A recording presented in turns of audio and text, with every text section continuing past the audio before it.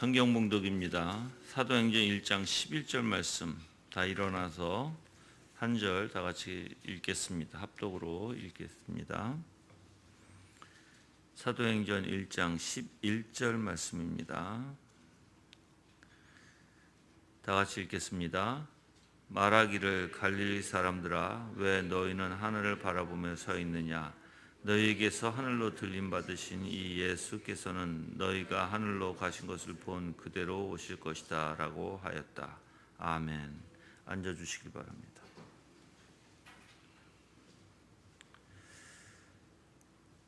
오늘 말씀은 기독교 강요 2권 16장 이제 우리가 17절부터 할 차례예요.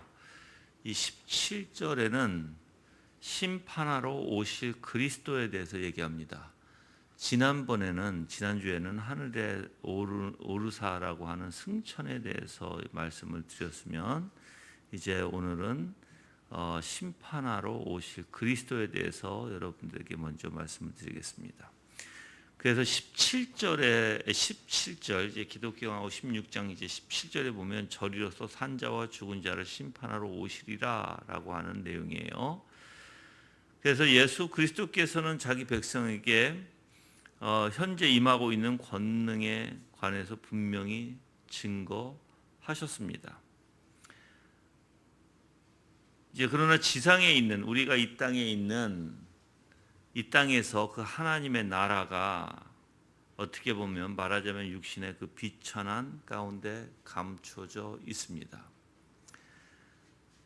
그래서 이 하나님의 나라는 언제 입증될 거냐면 마지막 날에 이제 입증될 거예요. 그래서 예수 그리스도께서 오늘 이제 본문 말씀과 같이 분명히 다시 오실 것이에요. 그래서 우리의 믿음은 하나님을 바라보도록 소망을 갖는 믿음이에요. 그래서 우리는 믿음이 바로 다시 오실 메시아에 대해서 우리는 소망하고 기다려야 되는 것이죠. 이제 승천 때와 마찬가지로 분명히 예수 그리스도는 그 상태 그대로 우리에게 나타나실 것이에요. 그때는 이제 말로 할 수 없는 하나님의 나라의 위엄을 가지고 썩지 않는 광채로서 신성에 무한한 권능으로 천군 천사들의 호의를 받으며 나타날 것이다 라고 칼빈은 얘기합니다. 그래서 우리가 이제 그 마지막 날에 예수 그리스도께서 오실 날에 우리는 당연히 그날을 기다려야 되고 또 그 구속주를 우리는 소망해야 되는 거예요. 분명히 그날이 오면 이제 양과 염소를 갈라내듯이 하나님께서는 갈라내실 것입니다. 그래서 택한 자와 버림받은 자를 분명히 가르실 거예요, 여러분들. 어떻게 보면 굉장히 무서운 얘기죠, 그렇죠? 근데 무서운 얘기인데 이런 얘기를 하면 꼭 그럼 누가 선택받은 자고 누가 받지 않는 자야 이렇게 얘기를 해요, 그렇죠? 근데 여러분들이 그건 지금 염려하실 필요는 없고요. 여러분들이 지금 하셔야 될 일은 그냥 부단히 주 예수 그리스도를 향해서 꾸준히 배워나가고 그 하나님 앞에 내가 정말 그분을 알려고 하고 그분 앞에 겸손하려고 하고 부단히 말씀을 통해서 은혜의 수단을 통해서 그러니까는 죄악을 누르고 그리고 주님 앞에 더욱더 가까이 가려고 애쓰셔야 돼요. 이제 그거를 여러분들이 열심히 하다 보면 하나님께서 분명히 인도하실 거예요. 만약에 그렇게 열심히 하다가 여러분들이 죽는다면 그 사람은 저는 분명히 하나님의 사람이라고 봅니다. 생각해 보세요. 여러분들이 열심히 하나님을 알아가다가 예수 그리스도께서 이제 재림하셔서 오시면 그 사람들이 바로 하나님의 백성 아닐까요? 그렇죠? 그런데 분명히 양과 염소는 갈라져요. 그냥 어설프게. 그래서 여러분들 신앙은 어설프게 믿지 마세요. 왜 그러냐면은 어설프게 믿는다면 오히려 여러분들이 내가 정말 그리스도인인지 아닌지도 모를 것이고 또 그걸 통해서 본인 스스로 힘들어져요. 그 열심을 다해서 온 마음을 다해서 세상 것을 다 내려놓고 그냥 하나님의 나라의 것만 여러분 생각과 마음에 채워넣으시려고 부단히 애쓰셔야 합니다. 여기서 여러분들이 분명히 양과 염소의 차이를 아시죠? 양들은 항상 하나님 앞에 당연히 마땅히 순종하는 것을 당연시하는 사람들이 양들의 원리고요.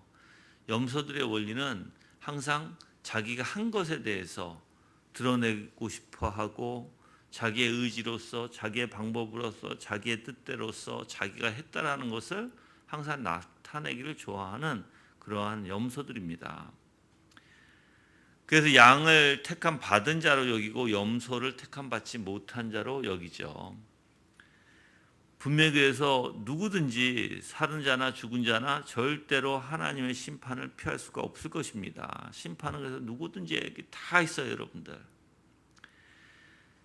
그날에는 이제 그 나팔 소리가 세상 전체에 들릴 것이고, 그러면 이를 듣고 이제 그날 살아나 있는 자나 산 자의 무리로부터 전에 죽어 앞서갔던 자들 모두가 심판대 앞에 불리워 나올 것이다 라고 칼빈은 얘기합니다. 그래서 데살로니가 전서 가볼까요? 데살로니가 전서 4장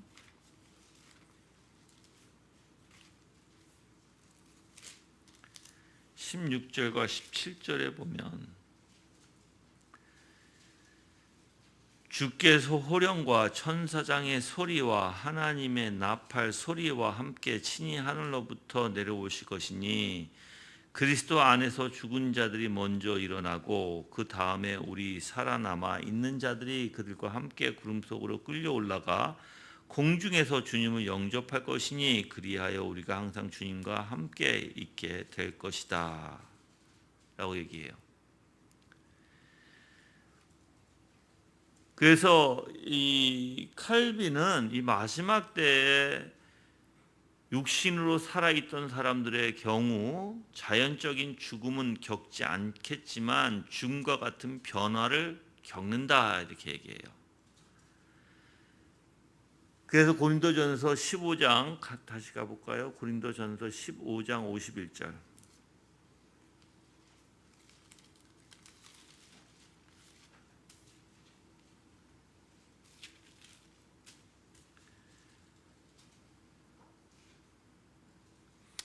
고린도전서 15장 51절에 보시면 보아라 내가 너에게 비밀을 말하는데 우리가 다 잠잘 것이 아니라 모두 변화될 것이다 라고 얘기하죠. 그래서 분명히 변화된다고 얘기해요. 모두 다. 분명히 새로운 본성으로 변화될 것이란 뜻이에요. 우리가 지금 가지고 있는 것이 아니라 더 거룩한 형체, 거룩한 몸, 거룩한 본성을 지닌다는 뜻이에요.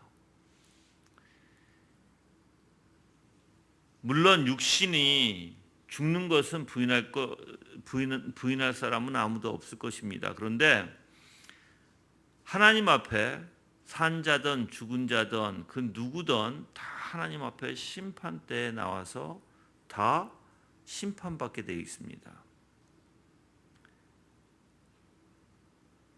다시 데살로니가 전서에 가보시면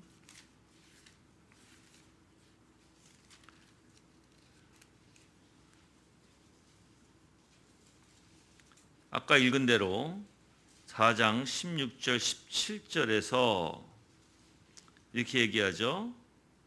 17절에 읽을게요. 다시. 그 다음에 우리 살아남은 자들이 그들과 함께 구름 속에 끌려 올라가 공중에서 주님을 영접할 것이니 그래야 우리가 항상 주님과 함께 있게 될 것이다 라고 얘기하죠.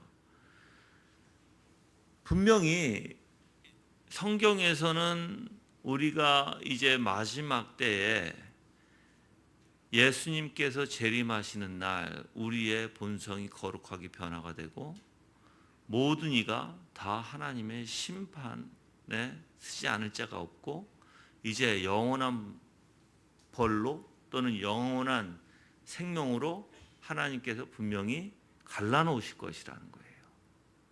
근데 우리는 그러한 날들을 기다리고 소망해야 된다는 것이에요.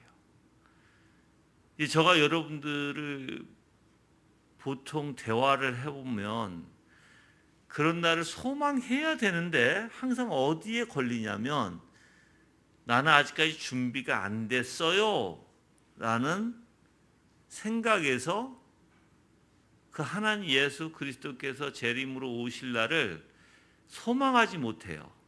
내가 준비가 안 됐다는 이유로. 여러분들 준비될 인간은 하나도 없습니다. 하나도 없어요. 준비는 하나님이 우리에게 시켜주시는 것이지만 우리 스스로 준비된 것은 하나도 없어요.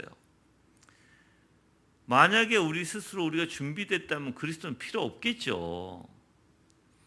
우리는 그 준비를 하나님 앞에 맡기고 우리는 오직 예수 그리스도를 바라고 예수 그리스도에게 소망을 두고 예수 그리스도를 믿는 믿음에서 우리는 기다려야 되는 거예요. 그럼 뭘 믿냐면 바로 예수님이 십자가에서 내 죄를 대속해 주셨다라는 것을 믿는 거예요. 물론 이제 그 부분도 상세하게 우리가 구체적으로 들어가다 보면 분명히 그 믿음에는 내가 대속을 믿는 믿음에는 뭐가 있어요? 대속을 믿는 믿음 안에서는 분명하게 열매가 있어야 돼요. 이제 여러분들이 의의 열매는 당연히 내 삶에서 내 내면과 내 외적으로, 그러니까 내적과 외적으로 나타나게 되잖아요. 의의 열매가. 그렇죠? 근데 대속의 열매는요, 내가 정말 대속을 믿는다면 대속의 열매는요, 평화로워요. 위로를 받게 돼 있고요. 왜 그러냐면 예수 그리스도께서 내 죄를 정말 가져가셨다라면 그리고 다 지불하셨다라면 그 열매가 어떤 게 열리겠어요? 내가 두려워하지 않고 내 마음에 평화가 있을 것이고 내 마음에 위로가 있을 것이죠. 근데 여러분들이 만약에 그 평화라는 것을 그냥 내 마음이 잠잠하고 고요하고 그런 것을 평화가 아니라 주 예수 그리스도 안에서 하나님과의 관계의 평화예요. 하나님과의 관계의 평화는 이제 하나님과 뭘 할 수 있다는 거예요? 관계를 같이 나눌 수 있다는 거예요. 누릴 수 있다는 거예요. 관계를 누리는 사람은 어떤 사람일까요? 당연히 예수 그리스도의 의의 정가로 인해서 우리를 의롭다 여겨주실 것이고 아까도 얘기했지만 의의 열매가 내적과 외적으로 나타나는 자들일 거예요. 여러분들.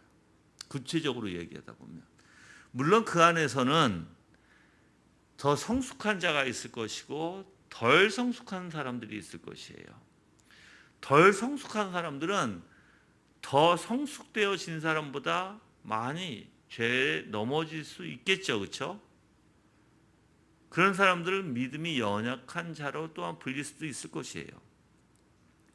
저는 여러분들이 믿음이 많으면 좋은데 믿음이 없으니까 작아서 덜 성숙돼서 자주 넘어질지라도 여러분이 다시 오뚜기같이 일어나서 주님을 붙들고 다시 힘들어도 다시 주님 앞에 나가고 내가 어렵고 힘들고 내가 지칠지라도 주님만을 바라보고 여러분들이 계속해서 향해 나간다면 저는 분명히 그 사람은 거듭난 자라고 볼 수 있다는 것이에요. 그래서 여러분들이 여러분의 잘못된 사고를 그냥 여러분들이 가지고 있지 말고요. 내가 정말 그 재림 예수를 우리가 이제 하나님과 영광 가운데 오실 메시아를 내가 소망하고 기다린다면 또 그렇게 돼야 마땅한 거거든요. 근데 그러지 못하고 내가 준비가 안 돼서 나는 모르겠습니다라고 하는 사람들은 다 잘 들으셔야 돼요. 그러한 잘못된 사고를 이제 어떻게 해야 될까요? 내려놓으시고 주님만을 의지하셔야 되는 거예요. 내가 얘기했듯이 우리는 아무도 준비될 사람이 없어요. 주님이 중보로 예수 그리스도께서 우리를 중보해 주시지 않으면 그 누구도 하나님 앞에서 옳다 하는 자, 의롭다 하는 자가 없다는 거예요, 여러분들. 근데 무슨 준비 우리가? 뭘 준비가 돼? 그건 잘못된 사고에서 나오는 거예요. 우리는 준비함으로써 천국에 가지 않아요. 내가 준비됐습니다. 그래서 천국 가지 않는다는 거예요. 예수 그리스도를 믿는 믿음에서 의롭다 여김을 받는 거예요. 그러면 여러분들이 아까도 얘기했지만 내가 예수 그리스도를 바라보고 의지하고 주님의 것으로 내가 만족하려고 하고 오직 주님만을 바라보는 원리에서 살아가려고 하는데, 물론 그 안에서 어떤 사람들이 있다고 그랬죠? 믿음이 연약한 자, 아직까지도 세상 물에 세상적인 습관에 젖어서 세상적인 게 아직까지도 나를 지배하고 통치를 하면서 내가 자주 넘어지는 사람들이 있어요. 근데 믿음이 있는 사람, 그래서 내가 믿음의 본질과 믿음이 연약함은 달라요. 그러니까 믿음 없으면 달라요. 믿음이 연약할지라도 믿음이 있는 자, 믿음의 본질을 올바로 여러분들이 안다면 여러분들은 안도의 한숨을 내셔야 되는데, 오히려 자꾸만 내 행위만 보고서 여러분들이 또 내 정신적인 사고, 내 마음을 보고서 여러분들이 자꾸만 여러분들을 잣대질하면 여러분들은 그 누구도 하나님 앞에 온전히 쓸 자가 없다라는 거예요. 물론 연약한 믿음은요, 그만큼 고통이 따라요. 연약한 믿음을 가진 사람들은 그만큼 고통 속에 살아갈 수밖에 없어요, 여러분들. 믿음이 많은 사람보단. 왜? 그 사람 매번 넘어지니까. 넘어지면 뭐예요? 매일 힘드니까. 매일 힘드니까 또 뭐예요? 주님을 또 붙잡고자 또 일어서려고 해도, 이게 믿음이 항상 믿음이 많든 연약하든 무조건 죄에 넘어지면 그만큼 고통스러워요, 그리스도인들은. 근데 믿음이 적으니까는 자주 넘어지겠죠? 그럼 그만큼 고통스러운 거예요, 여러분들.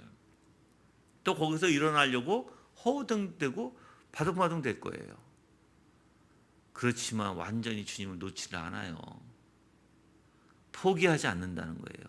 내가 아니요, 성령께서 내 안에서 포기를 못하게 하시죠. 예. 그래서 여러분들이 이제 주님을 정말 소망하고 기다리는 신앙이 돼야 돼요. 그게 이제 부활의 신앙이에요, 사실. 주님을 기다리고 주님을 더욱더 간절히 사모하며 주님께서 언제나 오실까 하고 기다리는 그러한 믿음이 있어야 된다는 거예요. 그래야 여러분들은 감사가 저절로 나오고 하나님의 영광의 아름다움이 무엇인지 깨닫고 더욱더 내 마음에 풍성해지고 주님의 은혜로, 그리고 열매도 더 크게 많이 맺는 거예요. 그래서 항상 하나님께서 오실 날, 내가 또는 하나님 앞에 갈 날만 기다리고 빨리 이 땅에서 벗어나고 싶죠. 왜? 그것이 가장 좋은 곳이니까. 여러분들 다 언젠간 가요. 가는 거는 순서가 없어요, 여러분들. 하루아침에 갈 수도 있어요, 여러분들. 그래서 우리는 항상 오늘부터라도 여러분들이 마음에, 즉 주 예수 그리스도를 믿고 의지하고 그분을 통해서 많이 하나님 앞에 갈 수 있다는 것을 깨닫고, 내 생각과 내 마음과 내 행동으로 가는 것이 아니라 오직 그분을 의지하고 그분을 믿는 믿음에서 갈 수 있다는 것을 안다면 여러분들이 오늘도 준비된 자가 될 거예요. 네. 이제 18절에 들어가면, 18절과 19절에 들어가면 이제 신조에 대한 결론 이렇게 해서 그리스도의 충족성을 얘기하거든요. 그래서 18절에는 심판자이신 구속자라는 내용을 가지고 있어요. 왜 우리가 심판주이신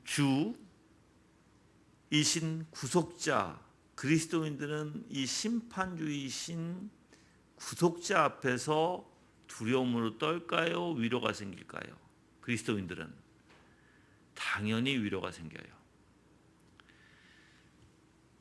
여러분들, 우리를 심판하실 그 예수 그리스도는 우리가 한번 먼저 마태복음에 한번 가서 한번 말씀을 읽어봐야 여러분이 무슨 내용인지 알아야 우리가 여기에 엄청난 위로가 있구나라는 것을 알게 되는데, 마태복음 19장 가볼게요. 19장 28절.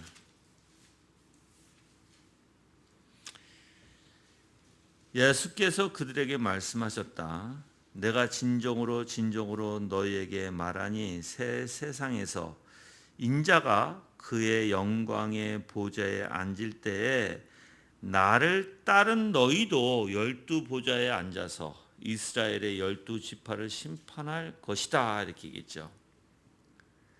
이거는 제자들만 얘기하는 게 아니에요. 따르는 모든 자들을 얘기하는 거예요. 따르는 모든 자들.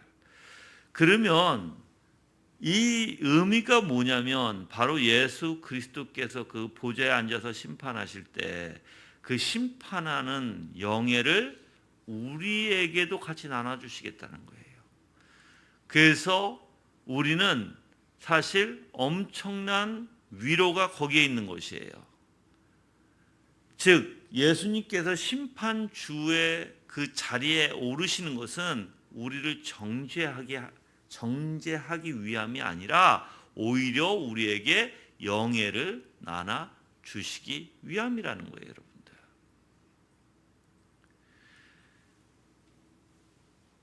그럼 여러분들이 생각하실 때 하나님 예수 그리스도를 믿고 따르는 자들, 하나님 예수님이 어떻게 하시겠어요? 그 백성을 멸하실까요? 아니잖아요. 그렇죠? 또 그 진노로 그들을 흩으실까요? 아니에요. 그렇죠?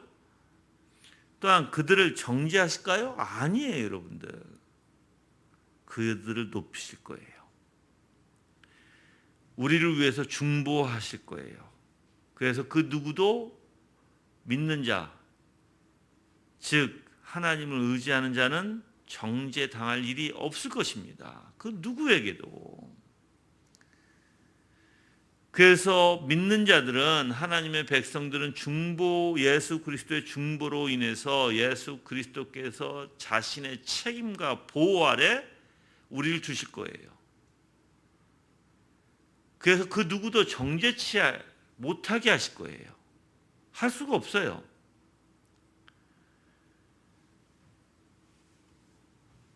이러한 은혜는요, 우리가 그래서 심판대 앞에 나갈 때, 불려서 이제 나갈 때, 이러한 은혜는 그냥 평범한 은혜가 아니다.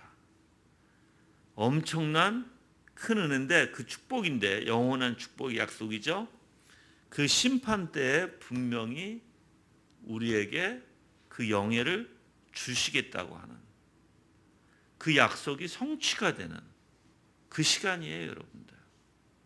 오히려 우리에게는, 믿는 자들에게는.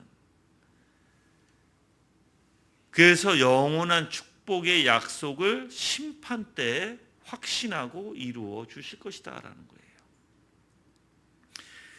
여러분들이 이제 그렇게 생각하면 이 심판이, 내가 항상 얘기하지만, 우리의 하나님 앞에서 나설 때는 우리의 모든 죄성이 다 쫙 펼쳐져요.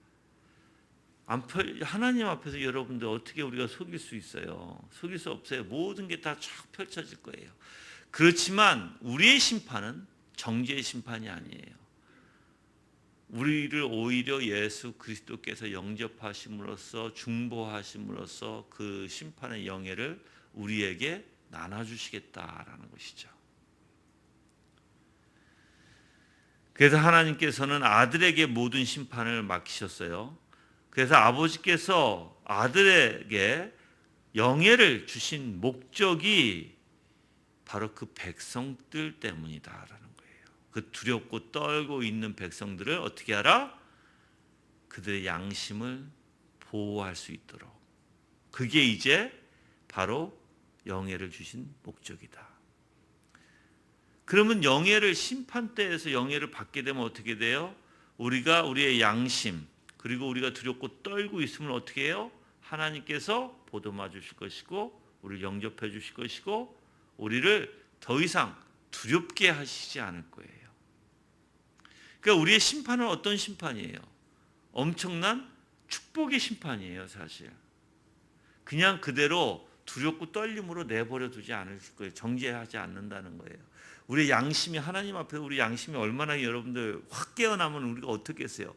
엄청 무겁고 엄청 힘들겠죠. 또 두려움에 휩싸이겠죠. 그렇지만 하나님께서 이제 보듬어 주실 거예요. 예. 그래서 자기 백성을 그 양심을 보호하게 하시려는 것이었다라고 칼빈은 얘기합니다. 그래서 저는 이런 것들을 생각하며 그래서 저는 생각을 해요. 이런 것들을 한번 생각해봐요. 정말 하나님의 심판대에 가면 어떤 일들이 벌어질까? 그 하나님의 거룩함 앞에 내가 어떻게 했을 수 있을까? 내 양심이 나를 분명히 고소할 것이고 분명히 두렵고 떨림에서 내가 엄청난 창피함 뿐만 아니라 정말 부끄럽고 수치스러움에 내가 어떻게 그걸 감당할 수 있을까라고 생각할 때 그리스도가 있지 않으면 감당 못하죠. 하나님 앞에서. 그거 어떻게 감당해? 여러분들 우리가 하나님 앞에 여러분들 그러니까는 이런 생각을 해보셨어요? 여러분들 하나님 앞에 딱 서면 그냥 서는 자체로 모든 여러분의 생각과 마음과 여지껏 여러분들이 펼쳐왔던 모든 삶의 모든 것이 쫙 펼쳐지는데 그리고 내 양심은 그 거룩 앞에 어떻게 돼요? 그 모든 것을 보고 수치스럽고 부끄럽고 두려움에 떨 건데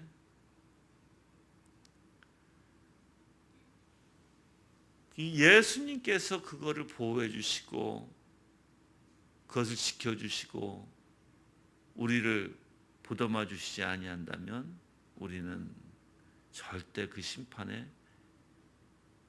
우리는 서 있을 수가 없을 거예요. 아마 진짜예요.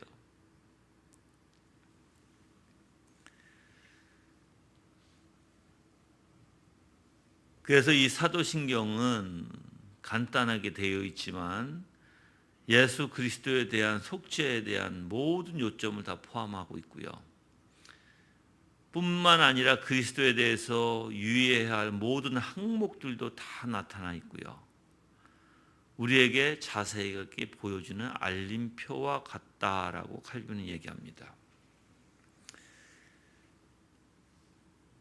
그래서 이 사도신경은 교회 초기 즉 사도시대부터 모든 사람들이 지지했고요. 공적인 고백으로 받아들여졌다는 것이에요. 그래서 그 옛날부터 모든 경건한 사람들 사이에서 어떻게 보면 신성불가침의 권위를 가지고 있는 게 바로 사도신경이다. 절대 감히 건들 수 없고 하나님의 정말 예수 그리스도에 대해서 완벽하게 모든 것이 다 요점화되어 있는 게 사도신경이다라는 것이에요. 그래서 그 권위가 있다. 그래서 이 사도신경은 그 신앙 고백 안에 전 역사 우리가 여지껏 살아왔던 그 역사에 보면 너무나 간결하고 분명한 순서적으로 요약이 되어 있지만 분명히 성경이 사도신경을 증거하고 있고 사도신경 또한 성경을 증거하고 있다라는 거예요. 그래서 우리는 그 사도신경을 당연히 믿어야 되고 당연히 우리의 신앙 고백으로 삼아야 된다라고 칼빈은 말합니다.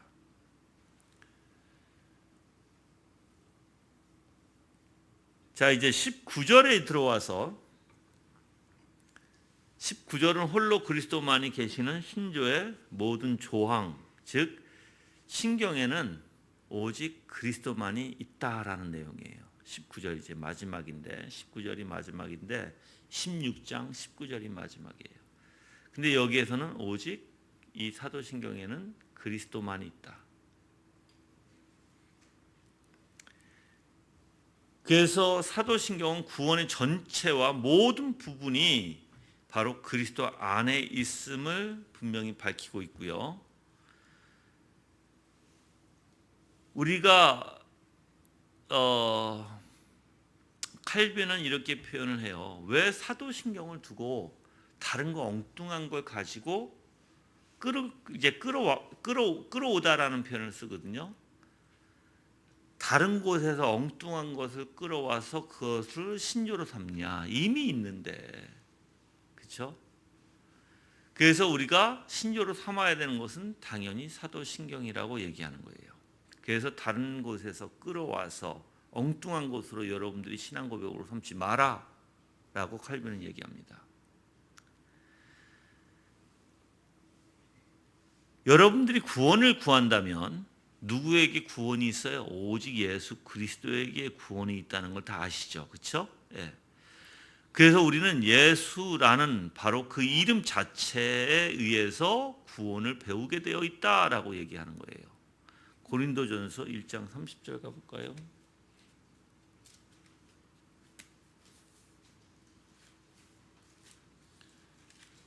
고린도전서 1장 30절. 너희는 하나님께로부터 나서 그리스도 예수님 안에 있고 예수님은 하나님께로부터 오셔서 우리에게 지혜와 의와 거룩함과 구속이 되셨으니 라고 얘기하죠. 그래서 오직 예수 그리스도 외에는 구속이 없어요, 여러분들. 그분만이 우리가 즉 구원을 얻을 수 있는 것입니다. 또 다른 이름을 주신 이가 없다고 얘기하잖아요. 그렇죠? 뿐만 아니라 여러분들이 이제 성령의 은사들을 구한다면 어디서 찾을 수 있어요? 예수 그리스도 안에서 찾을 수 있는 것이에요. 예수 그리스도의 기름 부음에서 찾을 수 있다라고 칼빈은 얘기해요. 또 우리가 힘을 구한다면 어디서 구할까요? 예수 그리스도의 통치에서 구할 수 있다라고 얘기해요. 다시 얘기할게요. 구원은 누구에게로 온다? 그리스도에게로 온다. 우리가 성령의 은사들을 구할 거면 누구로부터 구해야 된다? 예수 그리스도의 기름 부음으로부터 구해야 된다. 내가 힘을 구한다면 무엇을 누구에게? 예수 그리스도의 통치에 그 힘이 있다라는 거죠. 또한 순결은 그의 잉태에서 구할 수 있다라고 해요. 순결은 예수 그리스도의 잉태에서. 그리고 그 온유함은 그의 탄생에서 찾을 수 있다라고 얘기해요. 그러니까 여러분들이 왜 칼빈이 이런 얘기를 했는지 가만히 생각해 보세요. 왜 예수 그리스도의 그 성령의 은사, 당연히 예수 그리스도와 성령은 떨어질 수가 없어요. 그리고 예수 그리스도께서 보혜사를 우리에게 보내주시겠다고 했어요. 그래서 내가 은사를 구한다면 당연히 마땅히 예수 그리스도 안에서 그 기름 부음에서 찾아야 된다는 거예요. 기름 부음은 뭐예요? 바로 예수 그리스도의 제사장, 선지자, 왕의 직분이죠. 또 힘은 예수님의 통치에 있다라는 것이에요. 그래서 우리가 그 능력을 찾게 되면 주님의 통치 안에서 구해라. 순결함, 그분의 잉태, 예수 그리스도께서 마리아의 뱃속에 잉태하셨을 때 그 순결함을 바라라는 거예요. 온유함, 그분의 탄생에서 찾을 수 있다. 그분의 탄생을 생각해라. 그래서 그 예수 그리스도 탄생으로 범사에 우리들과 같이 되어라고 히브리서 2장 17절은 얘기하거든요. 그래서 우리의 고통을 어떻게 하셨어요? 예수님께서는 정말 우리의 고통을 다 겪으신 분이에요. 그래서 우리가 진짜 예수 그리스도를 묵상하고 예수 그리스도를 올바로 알면 예수 그리스도의 탄생에서부터 모든 고통당하신 모든 것을 우리와 동일하게 당하셨다. 그래서 우리의 모든 것을 알고 계신다. 뿐만 아니라 여러분들이 구속을 원한다면 예수 그리스도의 순환에 있고, 무죄 방면이라면 그것은 예수 그리스도의 정죄에 있고, 왜 그러냐면 예수 그리스도께서 죄를 정죄 받으셔야 우리 죄를 대신하는 거잖아요. 그래서 우리는 무죄 방면이라는 거예요. 그분이 대신 가지고 가셨으니까.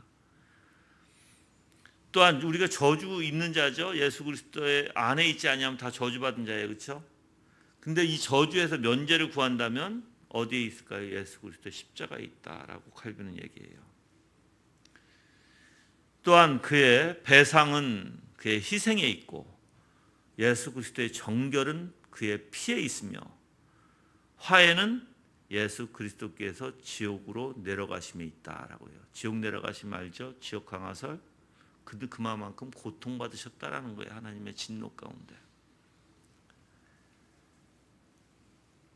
그래서 육신의 죽음을 구한다면 그것은 예수 그리스도의 무덤에 있고, 새로운 생명은 어디에 있어요? 그분의 부활에 있다. 또한 영생을 구한다면 당연히 부활에 있다라는 것입니다. 그리고 하나님의 나라의 기업을 구한다면 이제 그분의 승천에 있다라고 얘기해요. 그 또한 우리의 보호, 안전, 그리고 축복의 풍성한 활용은 하나님의 나라에 있다라고 얘기합니다. 그리고 심판에 대한 근심 없는 기대를 구한다면 그것은 예수 그리스도의 심판하는 권능이 있다라고 얘기합니다. 자, 지금 왜 이런 얘기를 쫙 할까요? 다 모든 것이 그리스도 안에 있다라는 뜻이에요. 이게 모든 것이 그리스도 안에 있다. 그래서 만약에 여러분들이 이러한 모든 것을 예수 그리스도 안에서 우리가 넘쳐나도록 풍요롭게 우리가 먹고 마셔야 되는데, 오히려 다른 데서 찾는 것은 그것은 미련한 짓이다라고 얘기해요. 칼빈은 이렇게 얘기, 그대로 읽어드릴게요. 그리스도만으로 만족지 않고 이런저런 것을 기대하면서 이리저리 끌려다니는 사람들이 있다. 주로 그에게 관심이 있을지라도 그들의 생각의 일부는 다른 방향으로 돌린다는 점에서 바른 길을 이탈해 있는 것이다, 이렇게 얘기했어요. 그러니까 여러분들이 예수 그리스도로부터 모든 것을 찾아야 되는 거예요. 그게 답이에요. 근데 우리는 자꾸만 왜 인간적인 방법과 인간적인 생각으로 우리는 왜 자꾸만 예수 그리스도 안에서 그리스도를 통해서 모든 문제의 해결을 찾지 못할까요? 제가 그래서 여러분들에게 그 부분을 우리 교회에서 제가 볼 때는 우리 교회에서 가르치는 게 아마 그게 좀 다른 교회보다 좀 탁월하다고 저는 생각을 해요. 그럼 많은 사람들이 이렇게 질문하죠. 그럼 목사님 어떻게 예수 그리스도 안에서 모든 문제를 해결받을 수 있나요? 이렇게 해요. 근데 여러분들 생각해 보세요. 내가 가지고 있는 어떤 문제이든지 간에 그 문제는 뭐로부터 온 거예요? 죄로부터 온 거예요. 그러면 내가 예수 그리스도의 생각과 마음, 예수 그리스도의 십자가의 대속을 믿는 믿음, 예수 그리스도께서 나를 통치하시고 다스리시는 그런 믿음이 있다면 우리 안에는 뭐가 있을까요? 위로가 있을 거예요. 그래서 우리의 생각과 마음이 예수 그리스도의 형상으로 담게 되잖아요. 그럼 문제가 더 이상 문제가 되지 않아요. 중요한 게 그거예요, 여러분들. 왜냐하면 문제라는 것은 주님의 통치를 의지하지 못하기 때문에 여러분들이 문제의식을 느끼는 거거든요. 예수님이 없이는 모든 게 문제예요, 여러분들. 모든 게. 그리고 모든 게 여러분들이 여러분의 방법대로 그것을 해결하려고 들 거예요. 그래서 저는 문제가 있잖아요.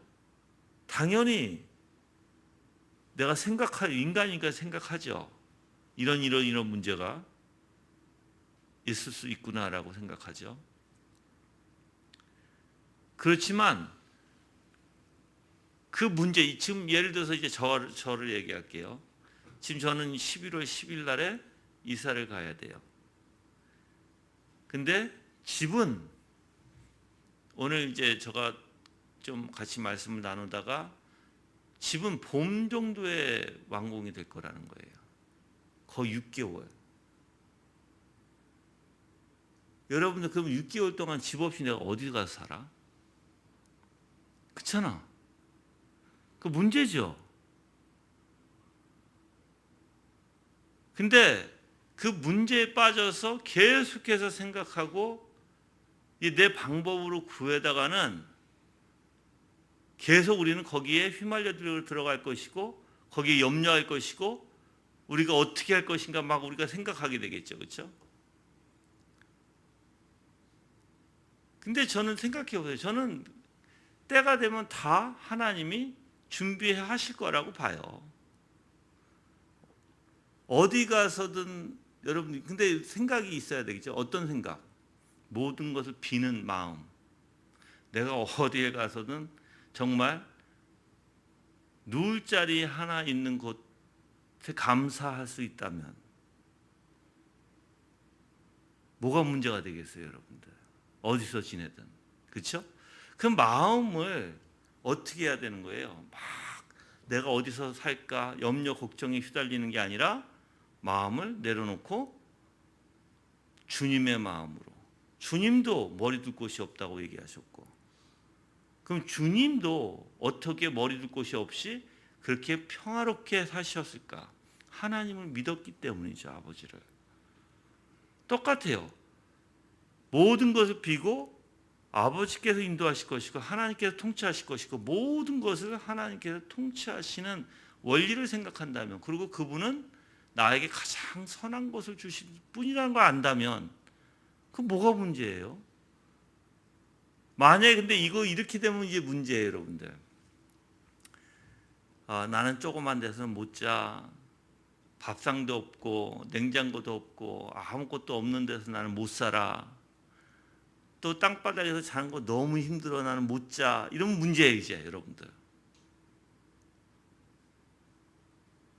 그거는 아직까지 빈 것이 아니라 내가 생각과 다 비고 산 것이 아니라 다 내가 누리고 살려고 하는 거겠죠. 여러분들 어디 가서든 정말 하나님의 은혜 가운데 조그만 방구석이라도 아니면 내가 그냥 간신히 누워서 있을 곳만이라도 있을지라도 감사한다고 생각하면 잘 때야 천지예요, 천지. 그렇죠? 예. 그러니까 그렇게 마음을 비고 주님께서 인도하신다는 걸 확실히 생각하고 알고 있다면 염려와 걱정이 있을지라도 어떻게 돼요? 그게 선으로 바뀌어져요. 그리고 주님을 의지하게 되고 막 내가 염려 걱정 안 해요. 그냥 일이 되는 대로 하나님의 뜻대로 가장 좋으시고 현명한 뜻대로 일이 되어질 거예요. 그러니까 여러분도 마찬가지. 여러분들이 일상생활 속에서 물론 문제가 많죠. 우리는 항상 문제 가운데 사니까 그 문제에 신경 쓰면 굉장히 힘들어요. 왜? 내 욕구가 있고 내 의지가 있고 내 방법이 있고 내 뜻이 있고 내가 원하는 게 있는데 근데 그걸 내려놓으라고 하나님께서 문제를 주시는 거예요. 야, 너 그거 너가 문제라고 생각해? 그럼 그거 내려놔. 너 방법, 너 뜻, 너 욕구, 너가 원하는 기대치 다 내려놔. 그걸 다 내려놓으면 내가 할게. 그럼 내가 왜 이렇게 얘기하는지 알 거야, 너. 하나님이 분명히 그러세요, 여러분들. 근데 우리는 그걸 내려놓지 못해요. 항상 내 뜻이 있어. 내가 원하는 게 있어. 내가 주도해서 내가 원하는 방식으로 이끌어 가려고 하는 게 있어. 내 욕심이 있어. 다. 그러니까 힘든 거예요, 여러분들. 왜 그러냐면 그게 안 되니까 그걸 어떻게든 내 힘으로 해보려고 드니까 힘든 거예요. 문제는 주님 앞에 맡기라고요. 그게 말도 쉽지 안 되죠. 그래서 하나님이 몽둥이로 그냥 팍 때리는 거예요, 여러분들. 몽둥이를 때려서 어떻게 그냥 확 부러뜨려 놓는 거예요. 부러뜨려 놔야 아이고 그때는 나 죽었습니다, 주님하고 아무 소리를 못 하게끔 하나님 만드신다고요, 여러분들을. 근데 그거를 많이 경험해 본 사람들은요. 어떤 염려가 있어서 내가 생각할지언정 이것을 주님 앞에 빨리 맡길 줄을 알게 돼요. 그래서 모든 것을 생각을 하지 않고 내가 해야 할 일들을 하루하루마다 열심히 하되 하나님께서 주시는 대로 이제 그렇게 이끌어 나가요. 이끌려 나가요. 그러니까는 자 보세요. 내가 어디서 살까? 교회에서 살까? 우리 이모 집에서 살까? 방을 하나 얻을까? 막 생각하면 복잡해요, 여러분들. 또 우리 또 강아지들은 개들은 어떻게 할까? 그렇게 큰 개들을 교회 데리고 올 수도 없고 뭐 어디 가서 같이 있을 수도 없고 개들을 뭐 어떻게 할 수도 없고 그럼 개들도 책임져야 되고 우리 딸도.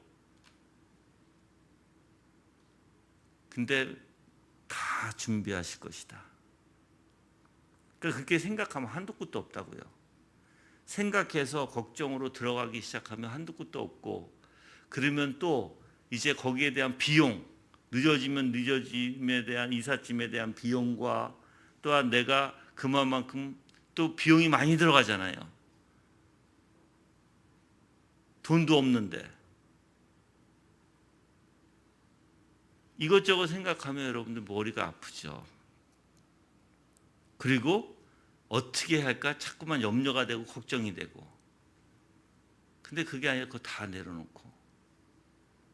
그러니까 내려놓는 게 쉽지는 않을 거예요, 여러분들. 근데 그렇게 훈련 받은 사람은 하나님께서 여러분들 꺾어 놓으신 사람들은요, 그냥 쉽게 내려놔줘요. 뭐 주님이 주시는 대로. 분명히 주님께서. 근데 여러분 기대치는 없어야 돼요. 왜 기대치가 없어야 되냐면 사람들은요 이런 기대치가 있을 수 있거든요. 따뜻한 방에 따뜻한 모든 생활이 갖춰진 뭐 냉장고와 테이블이 있고 침대가 있는 그러한 곳을 여러분들이 원할 수도 있어요. 근데 그거는 여러분들 내려놔야 돼요. 그거는 기대하지를 말아야 돼요. 그냥 하나님이 주시는 대로 어디서든 길거리면 길거리든 아니면 차 아니면 차 안이든 아니면 아주 작은 방이면 방이든 그거에 대해서 항상 감사해야 돼요. 주시는 대로. 그 문제될 게 아무것도 없어요, 여러분들. 차 안에서 자면 뭐 씻을 곳이 없으면 뭐 교회 와서 씻으면 되고. 그렇잖아요. 그렇게 생각하면 아무 문제가 없다고 여러분들. 하나님이 주시는 대로. 내 기준치를 다 내려놓으라는 거예요. 근데 사람들이 아까도 얘기했지만 이걸 내려놓기가 너무 힘들어요.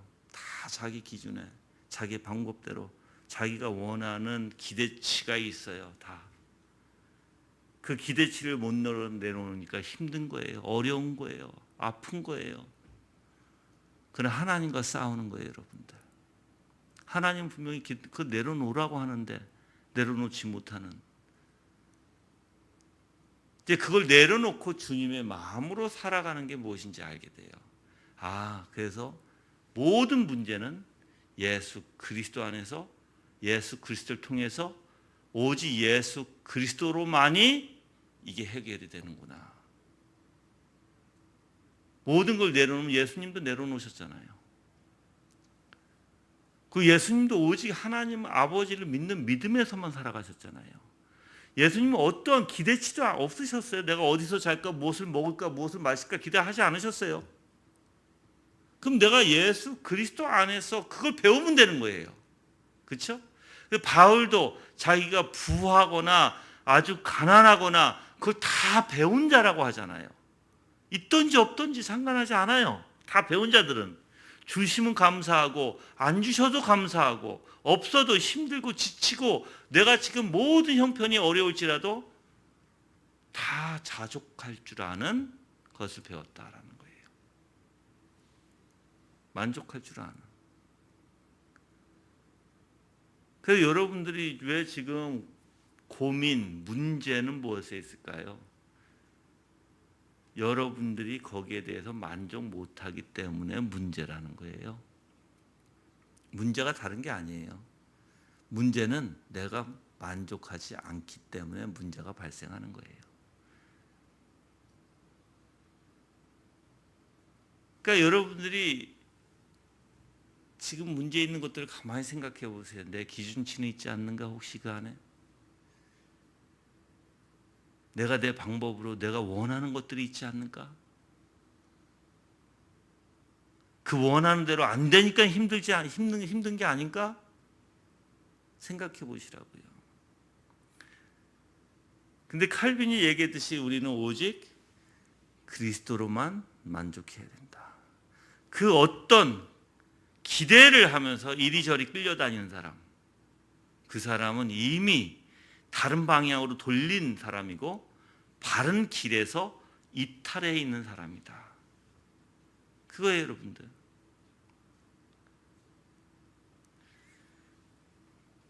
여러분들이 예수 그리스도 안에서 엄청난 풍요로움, 축복,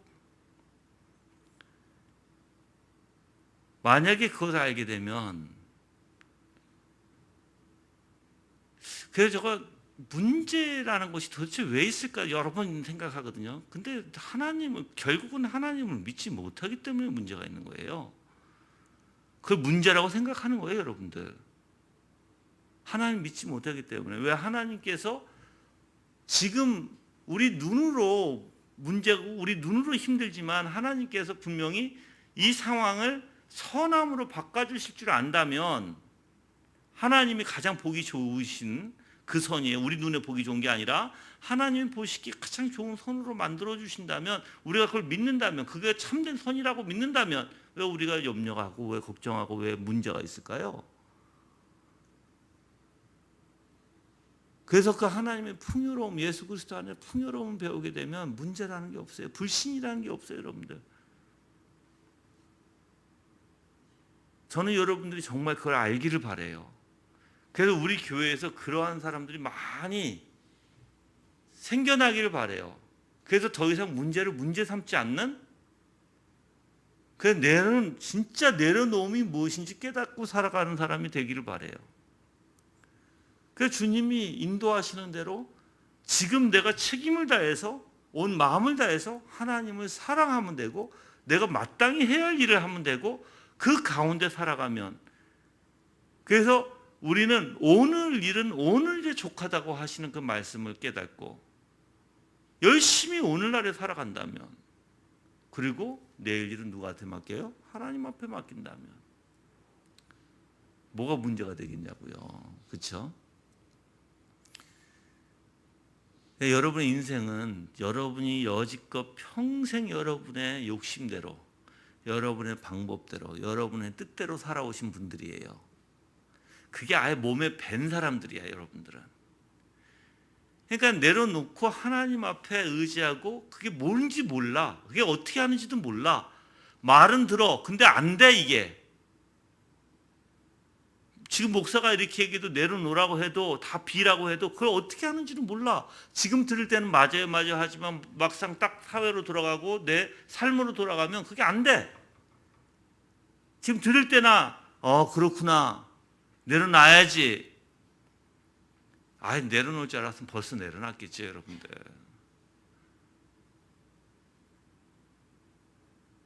이게 언제 내려진다고 아까 얘기했어요? 하나님이 여러분들 부러뜨릴 때. 그냥 채찍질 몇 번 해서 하나님 나 아파요 한다고 해서 여러분들이 그거 내려놔지지 않아요. 진짜 하나님께서 여러분들의 완전 다리몽둥이를 다 부러뜨려야 돼요. 부러뜨려서 정말 여러분들에게 어떠한 여러분 자신의 모든 것에 대한 소망과 희망과 모든 것을 내려놓게끔 하셔야 돼요. 그리고 오직 주님만을 바라보도록 하셔야 돼요. 그것이 아니면 내 안에서 계속해서 내 욕구가 올라오게 되고, 내 방법이 올라오게 되고, 내 뜻이 올라오게 되고, 내가 원하는 기준치가 항상 올라오게 돼요. 근데 그리스도인들은, 여러분들 그거 다 내려놔야 돼요. 그리스도인들은. 그래서 하나님 앞에 꺾인 사람들은 그걸 내려놓고 살 수 있어요. 그래야지 하나님과의 관계 안에서 풍요로움이 뭔지 알게 돼요. 그리고 하나님이 나를 인도하시고 나를 이끌어 주시고, 그 꺾인 가운데 내 의가 살아나다가도 주님의 은혜 가운데 확 눌려지는 것도 알게 되고요.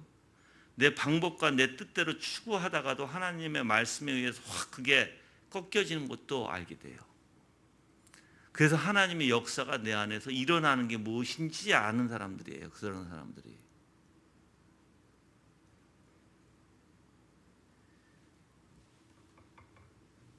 오직 여러분들 예수 그리스도 안에서 시작해서 예수 그리스도 안에서 모든 것이 충만하고 모든 것이 만족되기를 주님의 이름으로 기도합니다.